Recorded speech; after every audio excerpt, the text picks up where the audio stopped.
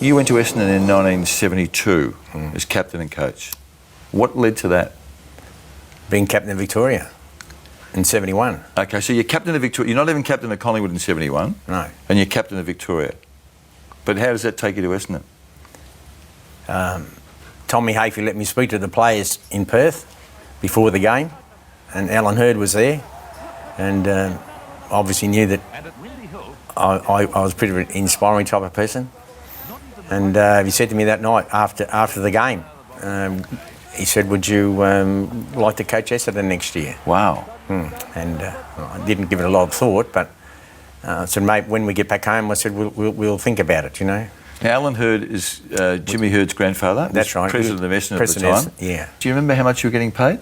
Yeah, I got $12,000 playing coach. How did that compare with your money at Collingwood at the time? I was getting about $7,000 a year before at Collingwood. Collingwood had everything, didn't it? It had the power, the influence, the money, blokes who wanted to play there. They just underachieved, didn't they? Oh, definitely underachieved. Their program should be much more professional, you know.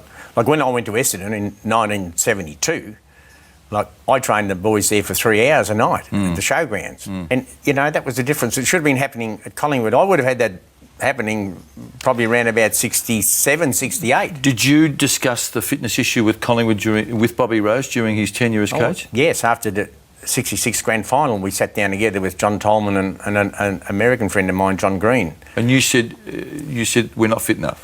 Well, I said, we do the training, we'll do the fitness program, and it takes a lot of stress off you, Bob. We're happy with your coaching program. He was a very good coach, a good tacticianist, and the players played for him. He was a good man. Whose decision was it? Was it to make the senior players crawl around the boundary line at training? Mine. Was it a wise decision? Barry Gwynter thought so. What's that mean? Barry Gwynter was walking around the ground. He said, "I found $4.50 on the in the grass, and half a pie not finished." So I was irate. We got beaten the day before against Footscray, and I said, "Well, I didn't sleep hardly, and I went out there early in the ground, and I got sandbags and everything ready for them for training." And I said, "Well, you're on your knees yesterday. Well, you're on your knees again today." But a lot of people, you know, sure, it might have been a little bit a tough decision to make, but I made it. And then we had our runs, and then I got Bob Syme was a terrific support to me at Essendon. I said, "Go and get a couple of slabs of beer and let us all have a chat afterwards." And I said, "Righto, guys, you can have a go at me now." And we won the next 5 games on end. Did you? Yeah. Were you a good coach? Anybody's good with the good players. Yes, I was.